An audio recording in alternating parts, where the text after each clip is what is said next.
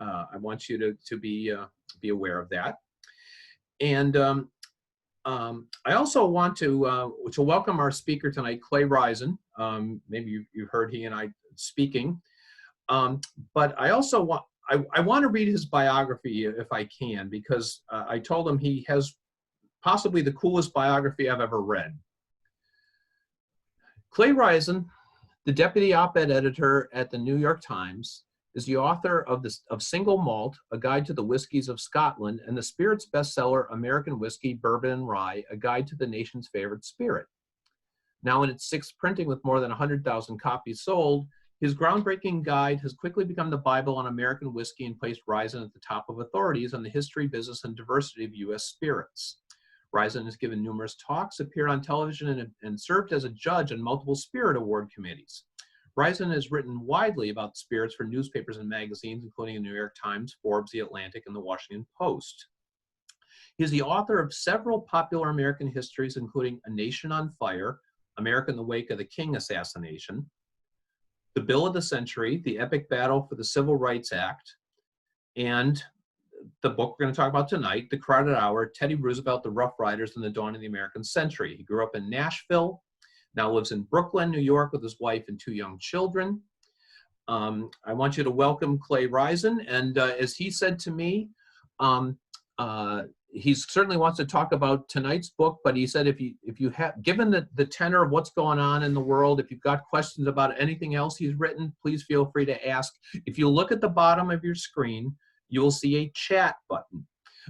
So if you've got a question, put it in, write it in chat, and at the end of his talk, we'll ask those questions. So without further ado, would you welcome Clay Risen?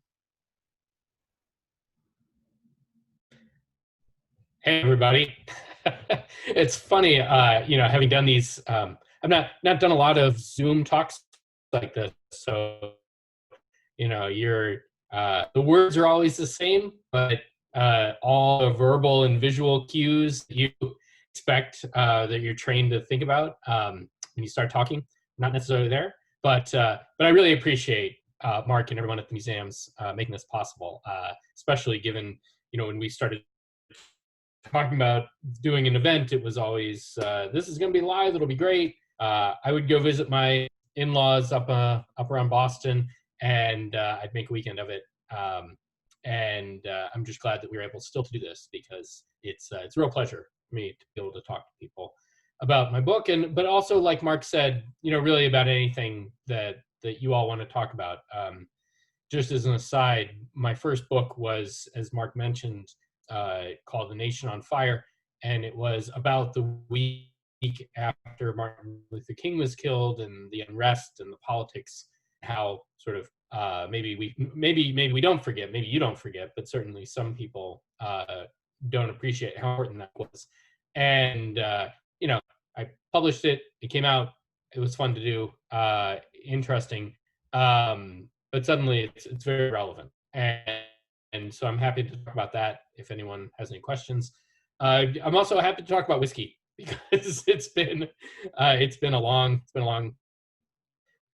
week, a long couple of weeks, a long couple of months, and we could all use something to relax. So why don't I talk though about the book that I'm here to discuss, which is The Crowded Hour.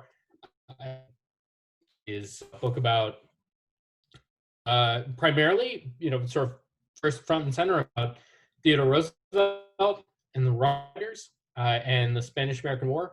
But it's really a story about America at a time that I think we all sort of know in the back of our head was a really important moment. The sort of turn of the century, 1898, America kind of becoming a war.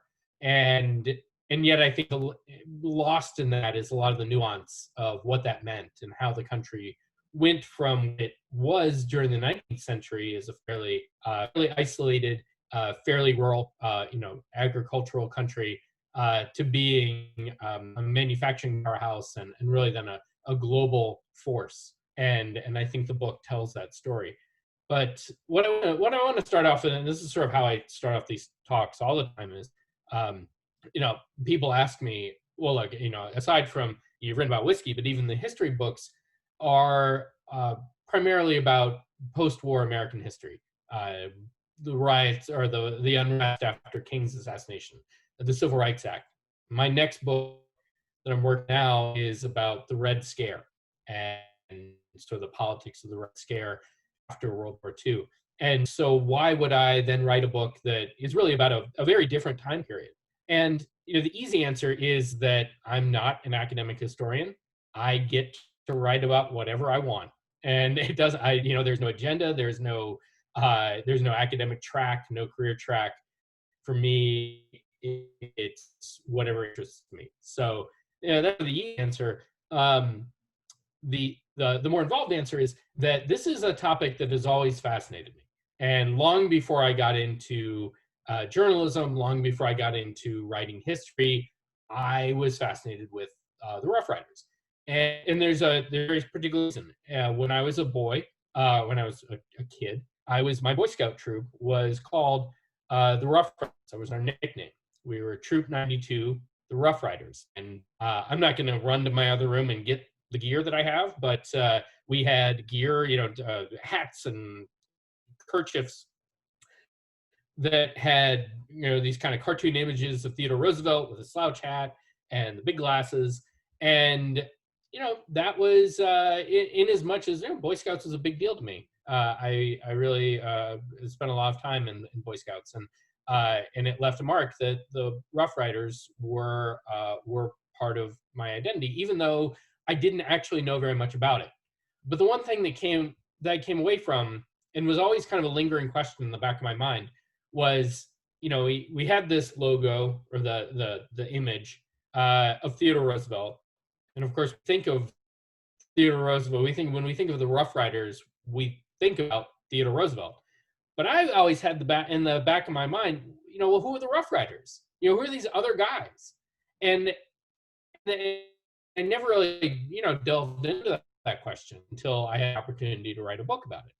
And I was actually looking for a book idea, and I had the idea of going back to obituaries from a while ago. So I was looking at obituaries in the New York Times from the 1930s.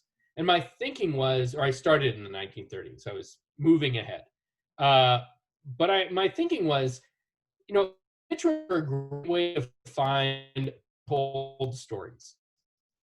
Or, stories that someone decides, if someone dies and an obituary writer decides this person is worth commemorating, a lot of times they're worth commemorating because there's something important about them. And if you go back far enough, the importance has been forgotten, right? In the 30s, there were certain things that people thought important, certain people they thought were important, so they commemorated them when they died. That has passed away. I've been reading, this is great quarantine reading. I've been reading Marcus Aurelius' Meditations. And it's one of the themes in Meditations, if you've ever read it. He writes a lot about how even the famous people have been forgotten because the people who thought they were famous have been forgotten. And it's sort of about the long process, the long erosive process of time, and how unimportant fame is. But it all sort of that's kind of the mindset that I was in. And I came across an obituary from 1935, and it was of a Rough Rider. It was one of the members of Theodore Roosevelt's regiment. And what struck me about this obituary was that the man that it was commemorating, that was that the author was writing about, was not particularly famous for any other reason. He was a stockbroker. He ended up working for a bank. He was not someone that otherwise the New York Times would have had anything to say about. But the fact that he was a Rough Rider made it very clear that this was someone we had to talk about.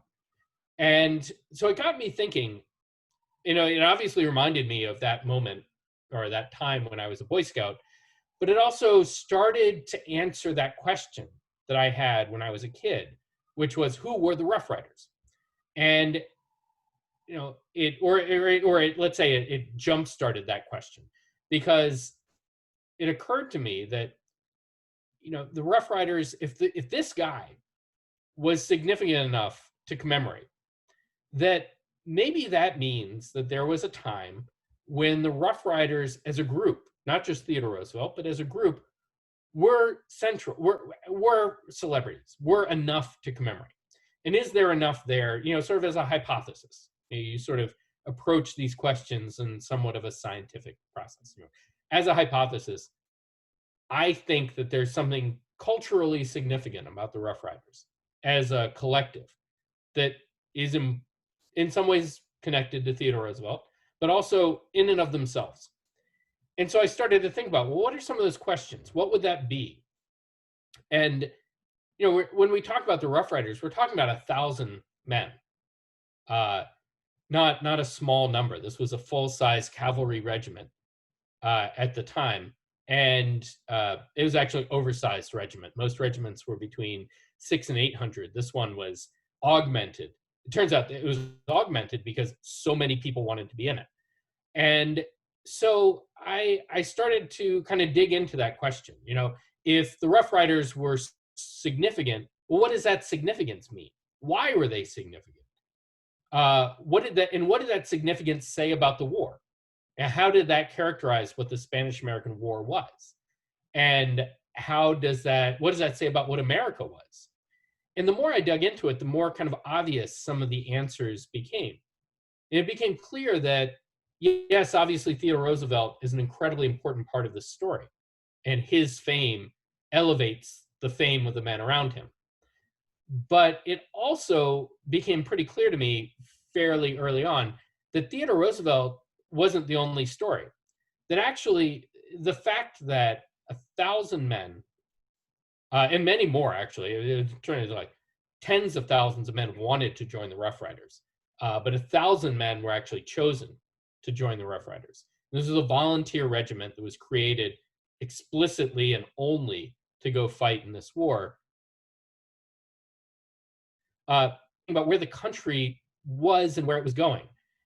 One thing you have to remember, and that I didn't really appreciate until this point, was that the Spanish-American War was the first war in which the United States went overseas to fight. Now we'd fought kind of a police action, sort of with Marines against the Barbary pirates. We had fought a war with Mexico, and obviously Cuba is not that far off, or it's not really overseas. It's 70 miles from Florida.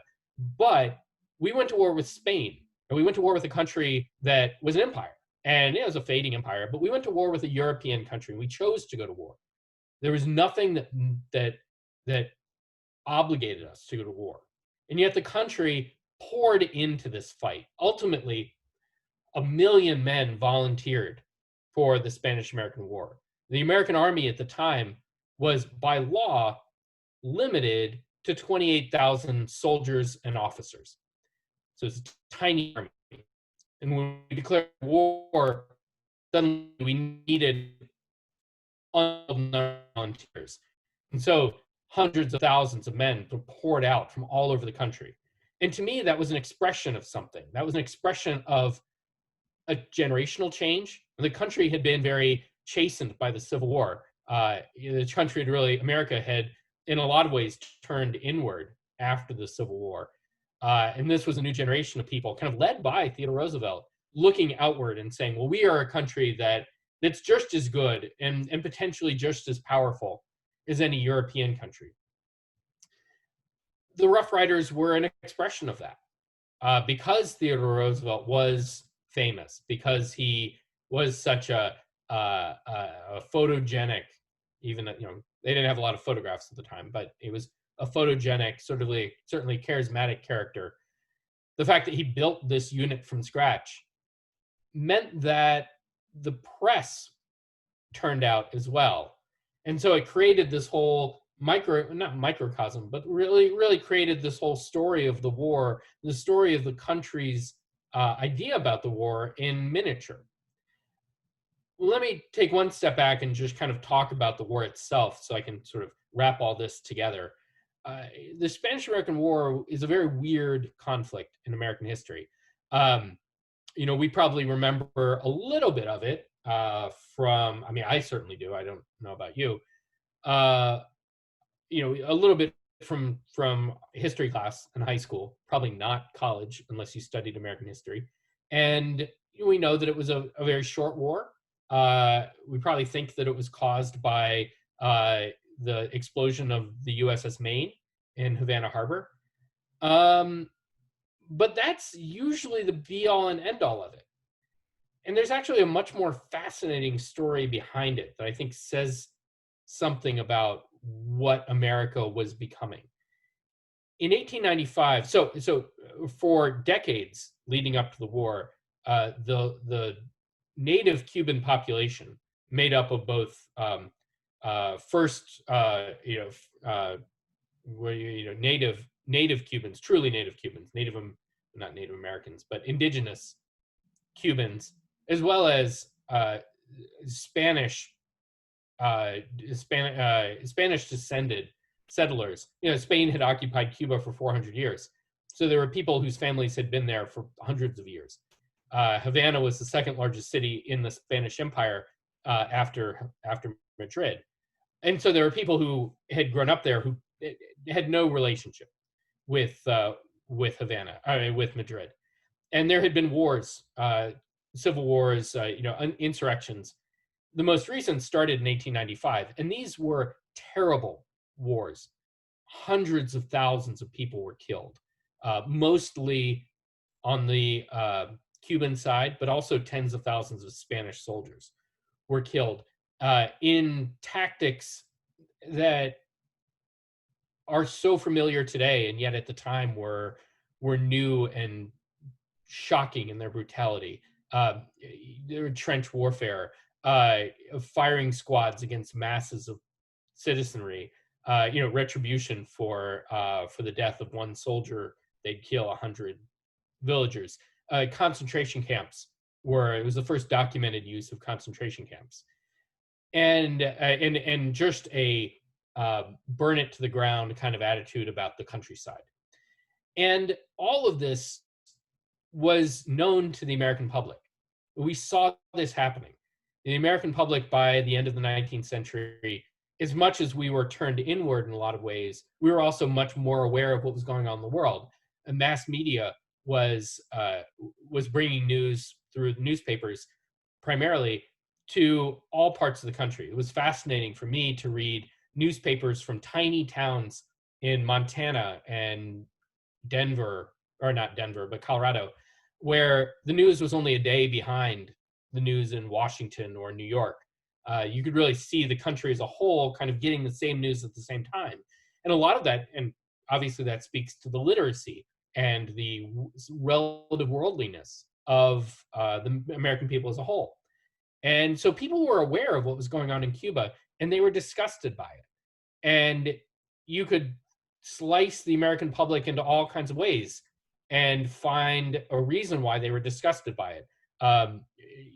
If you were a diehard anti-Catholic, well, you saw this as an example of the Spanish Church in league with the Spanish Empire, going in and destroying the Cuban countryside. If you were an African American, you could look at the typical native Spaniard or native Cuban who was of much darker complexion than the white Spaniards and the white Cubans who were on the side of the Spanish. If you were a labor activist, you could look and say, well, this is obviously an example of the Spanish capitalists and the oppressors beating down the working class. If you were if you were religiously motivated at all, you looked at this as simply a humanitarian disaster.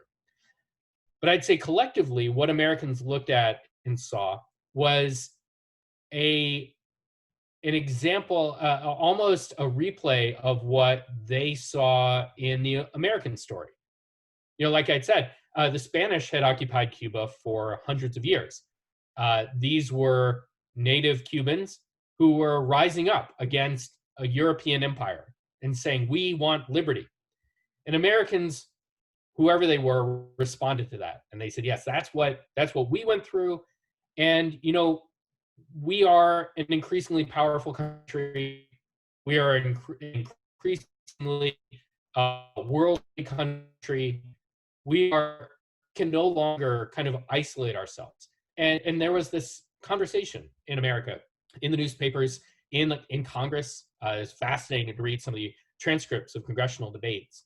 Certainly among the leadership class, like Theodore Roosevelt and sort of his circles, and people talking about, well, what is this American power for? Why are we? What are we going to do? And how are we different from Europe?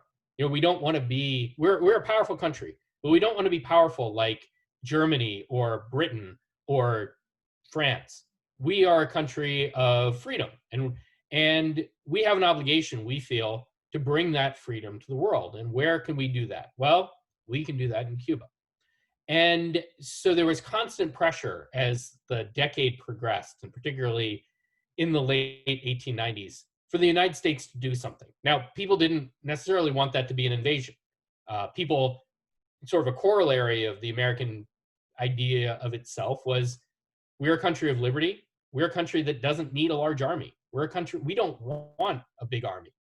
And so the idea of invading Cuba was not really in the cards. The idea was really that we should pressure Spain, that we should buy Cuba, or we should diplomatically, put pressure on Spain to get out of Cuba. And President McKinley, who took office in 1897, was very much he was publicly averse to getting too involved. Privately, it's what he wanted more than anything. McKinley gave money to the Red Cross anonymously to support refugees in Cuba, and he made it clear that when the time comes, he would support strong action.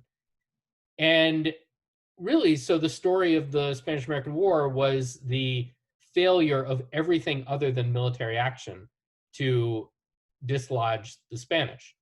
And in that context, the explosion of the Maine is really just one catalyst among many. The Maine had been sent to Havana Harbor really as kind of a diplomatic pressure. This happened in February of 1898. It was really a way of saying, we have boats, we have ships, we have an army. Don't mess with us. You should take us seriously. The battleship exploded. It's unlikely that it was caused by any kind of sabotage or any kind of subterfuge on anyone's part. It was probably an internal explosion, but it heightened the awareness among the American public that something had to be done, and made everyone just a little more eager to contemplate a military response. And so when a few months later, McKinley decided that there really was no other option other than declaring war, the country was 100% behind him. There's some myth out there. There's some stories that say, they compare this to the Iraq War and say that, well, the American public wasn't really supportive. The American public was fooled into supporting the war, the Spanish-American War. And that's just simply not the case. There was widespread support. There was dissent. There was some pretty vocal dissent, but the public broadly supported going to war. And you see that in the numbers of people that turned out as volunteers to support the war. Now, Theodore Roosevelt himself was a huge supporter of the war. He was a huge supporter of the idea of kicking the Spanish out, both because of what was going on in Cuba and because of what he saw as sort of the opportunity to demonstrate American power. He was what people called at the time a jingoist. He believed that America needed to be a powerful country in the world. He did subscribe to the idea that America needed to be a different kind of power, but fundamentally that America deserved a place at the table. And he felt that this was a great way to do that.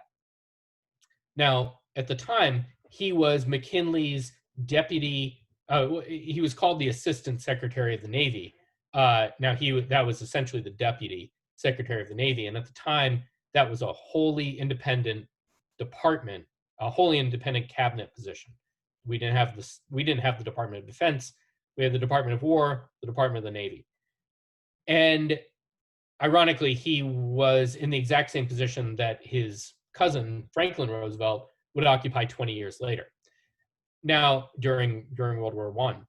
Now, Theodore Roosevelt was in that position when war was declared. He was an active advocate of the war, as I said, and he helped prepare the Navy for its part in this war. The Navy played an incredibly important part in the war. But when the war broke out, he felt that he couldn't sit at a desk. Now, keep in mind that Theodore Roosevelt was 38 years old at the time. He was not uh, really of age to volunteer. And he looked around, and there really weren't many opportunities for him to join an existing regiment. There were some, the equivalent of National Guard units in New York, where he was a resident. He could join one of those. He could work on a staff in the Department of War. There were lots of opportunities, but very clearly, all of those would keep him in the United States. And he wanted the experience of war. Now, there are a couple of reasons why. Some of them pretty, sort of self-regarding. He wanted to show that he was a manly man. There's a lot of truth to the fact that Theodore Roosevelt grew up with a certain chip on his shoulder in the era of Victorian masculinity, and he wanted to demonstrate that he was up there with the tough guys. But there was something honorable as well. He really wanted to say, look, I called for this war. This is something that I have been pushing for, and I can't do anything other than everything I can to get into a battle, because otherwise I won't feel, I'll feel like an armchair soldier, and I will forever be remembered like that. And I think there's something honorable there. So he quit his job at the Department of the Navy, and he immediately took up a position with a to be created regiment of volunteer cavalry soldiers. Now, this was partly his idea. He had lobbied for the creation of this. It was partly the idea of his best friend, Leonard Wood, who was a Medal of Honor winner, but also the surgeon for the White House surgeon. And they had both said to McKinley, look, not only do we not have enough soldiers, but even if we get a bunch of volunteers, it's going to take a while to train them. So what if we created a regiment or a few regiments of men drawn from particular walks of life, cowboys, veterans, police officers, college athletes. You can imagine different walks of life that might prepare someone for a martial existence. Maybe they can shoot. Maybe they know how to live roughly. Maybe they're just ready for adventure. But we could create that unit, and we could bring men together and give them minimal amount of training, and that would be a lot better than the kind of all-call open regiments that we're going to have in a lot of other cases. And McKinley said, well, that's a great idea. So they created 3 regiments like this. The only one that really got off the ground at all was the first United States Volunteer Cavalry Regiment, which we know as the Rough Riders. Immediately, because of Roosevelt's fame, because of the moment, applications poured in, and ultimately 12,000 men volunteered. They could only take 1,000, and they met in San Antonio. Roosevelt got on a train, went out to San Antonio. They trained there, and then they took a train to Florida. They got on a boat in Florida and went to Cuba and ended up participating in the major conflicts. They were right there, and they fought very well. The Rough Riders turned out to be a really pretty fantastic regiment. Given everything, they were well led. Roosevelt was very good at picking his captains and picking his majors. So he had great guys underneath him. He also learned very quickly how to lead in battle. And all the stories that you hear are largely true. The stories about the charge up San Juan Hill, which was the only thing that's not true, is it was actually up a different hill called Kettle Hill, and then over to San Juan Hill. But the basic idea is true, that they were pinned down. The Spanish were very well entrenched, and that Roosevelt had, I think, the courage and the wherewithal to, under all of that fire, to say the only way forward is up that hill. And I had the opportunity to go to Cuba and to actually walk around Kettle Hill and San Juan Hill and to see what that was like and to try to imagine what that fighting would have been. And it was terrible, and a lot of men were killed, a lot of men were hit, but they conquered. They captured the hill, and after a siege period, the Spanish surrendered. And that was, while that wasn't the whole surrender of Cuba, it was essentially the end of the war. Now the war continued in another form in the Philippines, and this is sort of outside the scope of my book, but the Philippines had also been conquered, and that turned into, ironically, a very similar insurrection, very dirty war. But in this case, the Americans were the ones who were playing the role of the Spanish, I guess you could say, where they were pretty brutal to the insurrectionists, the Filipino insurrectionists. Now, that was all kind of in the future to the story that I tell, which really ends with 1898. The Rough Riders came home. They spent a time in quarantine out on Montauk. It's kind of funny, actually, to go back and read the stories of them in quarantine and us in quarantine today. The concern was that they would bring back tropical diseases, and they did. Some of them did. But after they were done, they were allowed back into New York City, and they were celebrities. To be a Rough Rider was the coolest thing imaginable. At the end of 1898, they set fashion trends.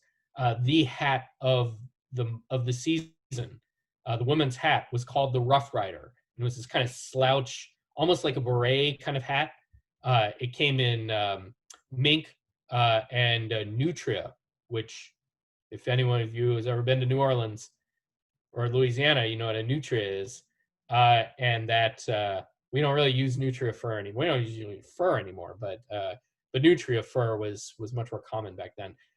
They couldn't buy a drink. They couldn't buy a meal. They couldn't buy a Broadway ticket. Everyone paid for everything. They couldn't walk down the street without being mobbed. And Thomas Edison, who coincidentally was the brother-in-law of one of the Rough Riders, he was obsessed with the Rough Riders. And he had just really perfected the motion picture camera. And he, that fall, recreated with Rough Riders, recreated the charge up San Juan Hill, but in Central Park.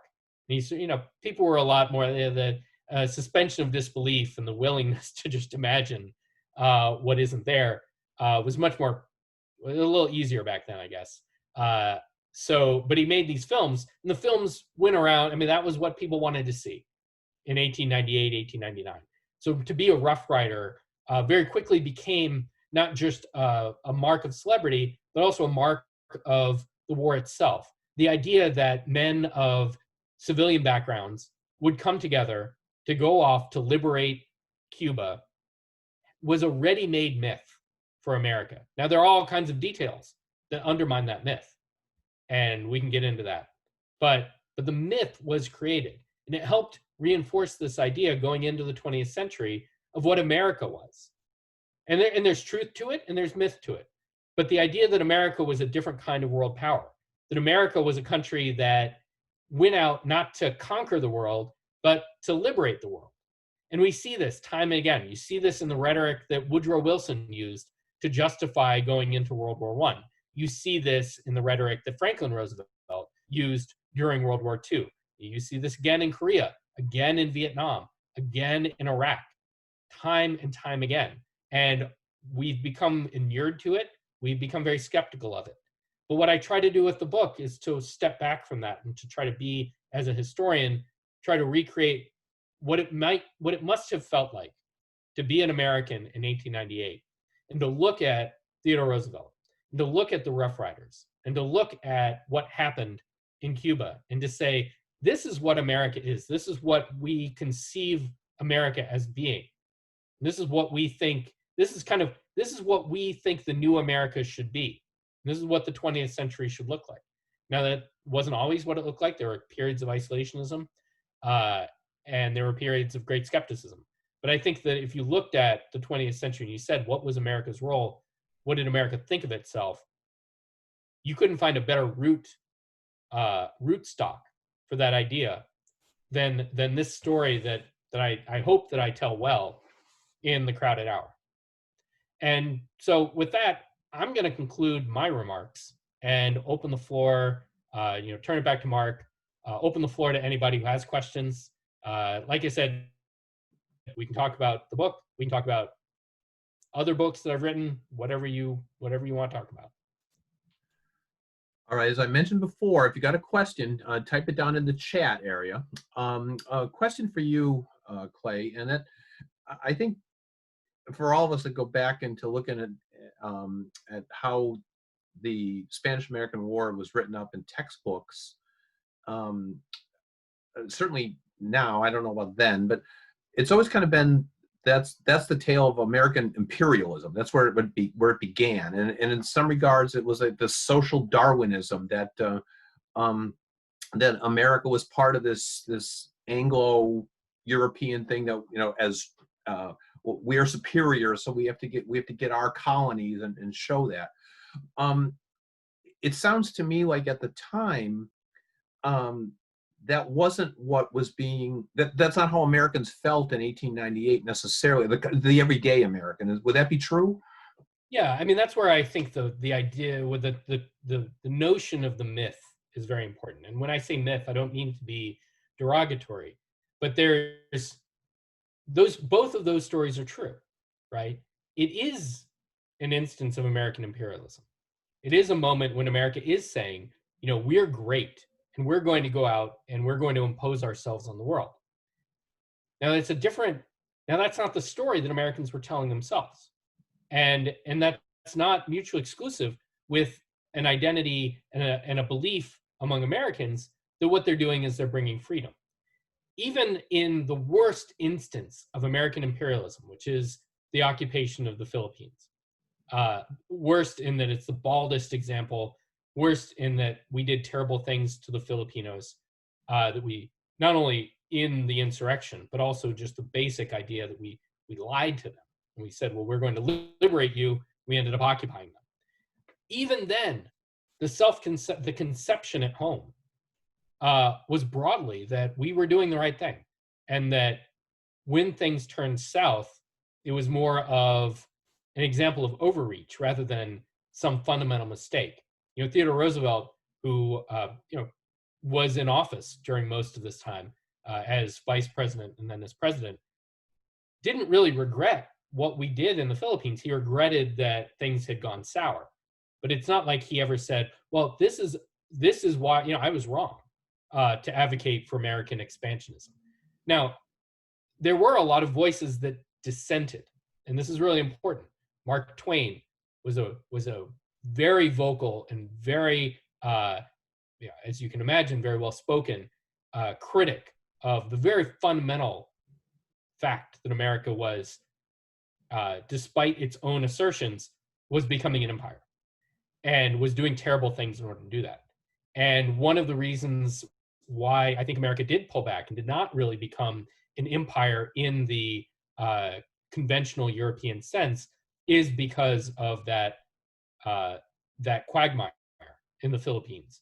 But none of that erased the basic conviction on the part of many Americans that when we go out into the world, we are a force for good. And that, I think, is, in some ways, it's very important that this happened the way it did, because it shows how deeply ingrained that idea became very quickly. Okay, we have a question here. It says, liberation of quote-unquote white Cubans as opposed to indigenous Cubans. Just curious, considering U.S. treatment of our own indigenous people. Yes. And this is, I get into this in the book, but I think this is a really important point. So there are a few things. And here I'm going to talk mostly about our treatment of African Americans, because it's more front and center to this particular conversation. But or it's front and center to what people thought at the time. For largely, it's among the many tragedies of the way that we treated our Native Americans in the United States is that we really didn't think about the way we treated Native Americans in the United States. So when the United States, during the buildup to the invasion of Cuba, and then the occupation of it, during the invasion, the buildup and then the invasion, there was an image of what Cuba was, and by image I mean very literally. The way that Cuba was depicted in political cartoons was always as a white woman and a damsel in distress. There was really no conception that Cubans looked anything other than white European. And so when the United States invaded, it's very important to keep in mind that the place where we landed, Southwest Cuba, is and this was as true, it's as true today. It was true when I went there a couple of years ago. It was certainly true 100 years ago, 120 years ago. That is, the population there is demographically, is ethnically very different from the population in Havana. And Havana is much more European. The population in southwest or southeast Cuba, around Santiago, is much more indigenous. It's much more Afro, the sort of Afro-Caribbean mix. It's much more Creole. And so when the Americans landed, the white Americans in particular, and I'll get to this, but it was actually, there were white and black regiments that landed. The white regiments that landed, including the Rough Riders, were shocked to find that the vast majority of the Cubans that they interacted with were very dark-skinned, either because they were of African descent or because they were native descent, or typically some combination. What they were also shocked about was that the rebels that they interacted with, the whole idea was that we would team up with rebels and we would all sort of fight together.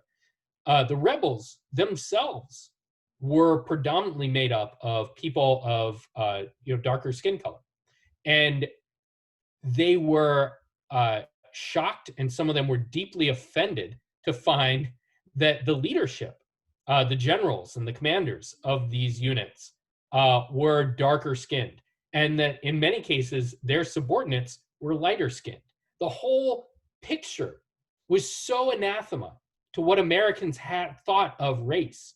They were, and there's a great irony that here's a country that not only had enslaved its African American population, but was in the process of instituting Jim Crow at home, and arrived on the shores of Cuba with a segregated army, that they were teaming up with an integrated army that in most cases was led by people of darker, of Native and African descent.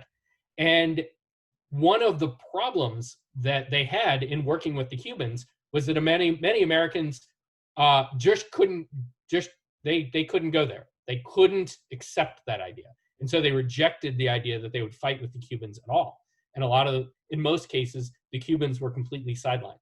Now, in letters written home, I don't want to portray the Rough Riders as any better or worse than any other regiment. But the fact I did have, because I focused on them, I did read letters that they wrote, and some of them had no problem at all, and they were in awe, and they were very eager to fight alongside these men. Others were terribly racist, kind of what you'd expect. They said, "I will not fight. I can't believe that we came all this way to fight for these people." I mean, that was pretty much verbatim from several letters, and it's the way that we treated them after.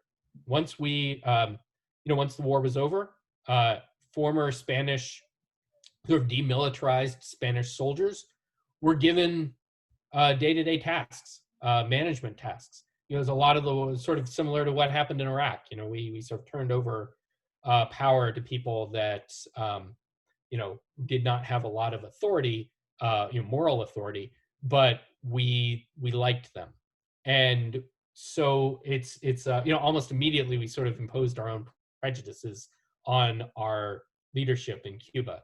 And just to follow up real quick on the presence of African American soldiers. Now, a lot of these were regiments that were known kind of as the Buffalo Soldiers. A lot of them had been based out west, fighting, or not so much fighting, but sort of just by that period, just kind of keeping the peace in rural America. Most of them had never lived in the South, had never been to the South. And I mentioned they passed through Tampa. That was where the whole expedition started. And there were weeks where these regiments were just sitting there in Tampa, and there were terrible instances of racial of rioting, of fighting between white and black soldiers and white townspeople, because you had Jim Crow was already pretty well instituted in that part of the country, and so it was very eye-opening for a lot of these soldiers. They were very proud to be American soldiers, despite the fact that they were in segregated regiments. They were very proud of the service, and they fought incredibly well in in Cuba. One of the marks, I would say one of the stains on Theodore Roosevelt's legacy is that while he was fighting and immediately afterward, he was full of praise for the African American soldiers that he fought alongside, including in that charge up San Juan Hill. They were right there with him. But later, when he was running for public office, particularly when he was running for the vice presidency, he disavowed those soldiers, and he said, well, they actually didn't fight that well, and the only reason they fought decently at all was because they were led by white officers. And I read a lot of letters and papers by African American soldiers who had fought in that conflict, and they had a very the disappointment was palpable. They were very proud to have fought. They were very proud to have been praised by Theodore Roosevelt, and then they felt betrayed when he disavowed them later. So it's an incredibly ugly story, very complicated story. But I think also, the 20th century is a very complicated story, and this is just kind of the first step in that. I think you actually answered Deb Seegert's question too, in that, because she had asked the next question had been, how did Teddy and the Rough Riders deal with the Buffalo Soldier? I think you just touched on that. What was the role of Pulitzer and Hearst in making the public aware of and in favor of going to war? Yeah, it's a good question. So, they were both very eager to see a war happen. They both fomented pro-war sentiment. What I think is important to note, there are two. So that's also part of the story, right? That we get told about basically how Hearst created this war. I think this is just in my study of the work, but I think this is reflected in a lot of the more recent scholarship on the Spanish-American War, that ultimately they were reflecting public opinion rather than guiding it, and that their impact, broadly speaking, is often overplayed. While they owned a lot of newspapers in big cities, particularly in New York and San Francisco, their reach into the rest of the country was minimal. That a lot of times, if you were in a newspaper in, let's say, like Wichita, what you were getting were wire stories and the national stuff, and it was, and that was AP stuff. There you might get stuff from mixed in there from a Pulitzer or a Hearst paper, but broadly speaking, you were drawing from a lot of sources, and as well, a lot of these medium-sized cities had their own reporters. By then, they had reporters who might not be going to Cuba, but they were in Washington, they were in New York. They were picking up stories totally separate from what Hearst and Pulitzer were doing. I think it's important to see them as part of the picture, but ultimately not in the kind of simplistic Hearst wanted a war and therefore there was a war picture that we sometimes get in the kind of common narrative about the Spanish-American War. We have a question here. Can you discuss how we obtained Puerto Rico in the peace deal? Yeah, so Spain and Cuba and Puerto Rico were the last two Western Hemisphere holdings, last two territories under Spanish control. And so we went after Cuba. That was the big one. And we did actually, there was a Puerto Rico campaign soon after that. The United States, in large part, the same soldiers, some fresh regiments as well, landed in Puerto Rico. By that time, though, the Spanish will had been broken. I think it's pretty obvious once you look at some of the Spanish side of things that that they were willing to give up Cuba and Puerto Rico with a fight, right? They basically insisted that there be a war so that they could have a certain element of honor. So once Cuba fell, the Spanish were not going to fight for Puerto Rico. And so the Americans landed on the western side, I think Ponce, and moved pretty quickly eastward. And within a couple of weeks, with very minimal fighting, I mean, in most cases, it was sort of accidental fighting. You know, units that meant to surrender, but someone took a shot, that kind of thing. And the Puerto Ricans, you know, the Puerto Ricans were welcoming them. There hadn't really been fighting in Puerto Rico like there had been in Cuba. There really wasn't an insurrection, but you know, the Puerto Ricans were happy, at least at first, to see the Americans arrive as what was assumed to be as liberators. And we know that is not the story. But the Americans arrived with liberty in hand, and they were received that way. Yeah, Judith, you have a question? And I don't quite know how to do chat. My grandfather fought in the Spanish-American War. He was 18 years old. He was one of what I can find many regiments that were raised in Massachusetts. They ended up in Cuba, and I'm not sure they ever even got off the boat. So they were there 3 months, and that's all I know. So my question to you is, did you learn anything about other regiments besides the Rough Riders? What did they do? And when they came home, what was their reception? Yes. So not as much as I learned about the Rough Riders, but I did. I will say there was a Massachusetts regiment, or there were Massachusetts soldiers who fought in the battle on, they fought in a side battle kind of just north of the battle for San Juan Hill. So San Juan Hill, there was another battle at another town that was kind of considered strategically important. And the Americans thought it would be easy to walk in and take the town. And it ended up being a really pretty terrible battle.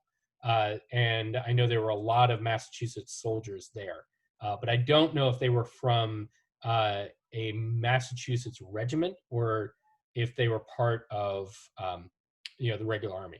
Generally speaking, the war didn't last long enough for most volunteers to get a piece of the action. Most of them, by the time they were trained, the war was basically over. The ones that were sent to Cuba mostly went there as kind of occupation forces. You know, that the first wave, the ones who weren't killed in battle, hundreds of them, more died of disease than died in battle. And that was true of the Rough Riders. The Rough Riders were decimated several times over by disease, and they were replaced by fresh regiments. And then many regiments never made it. They just sat in camps back in the stateside. My guess is if your grandfather was there, there's a decent chance that he fought in combat. There's also a chance that he was part of that second wave because those soldiers did tend to stay longer. They had better supplies. They had more. You know, they were able to use Santiago as a town instead of having to be out in the jungle. They used Santiago as a port. They could get supplies. So those regiments stayed longer than the ones that arrived first, most of which were either repurposed for Puerto Rico or sent home. So, you know, it's just as likely that it was one or the other. But I will say that, you know, it's something that he made it to Cuba in the first place, because, like I said, most soldiers never actually did. All right. Any other questions? I want to thank everyone for attending tonight. I want to, Clay told me right before we started that this book is actually coming out in paperback in what, in a couple weeks, you said? On the 16th, June Okay. 16th. So Eight Cousins in Falmouth has it in hardcover, but obviously it's coming out in paperback as well. So if you want to get it in hardcover, you can get it now. If you want to wait a couple weeks, you can get it then. So we want to thank Clay. Thank you very much for coming. I really appreciate the time. I want to appreciate everyone for spending their time with us tonight. Our next talk will be Tuesday night. Casey Sherman will be here talking about hunting Whitey Bulger. Stay safe, everyone. Clay, thank you very much. Good luck with this book. Thank you very much, Mark, and thank you everyone for attending. This was a lot of fun. Thank you, everybody. All right, take care.